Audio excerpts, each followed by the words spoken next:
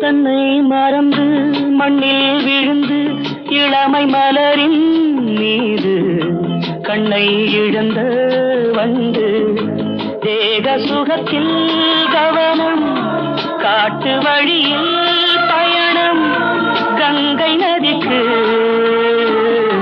மண்ணில் அணையா இளமையெனும் பூங்காற்று.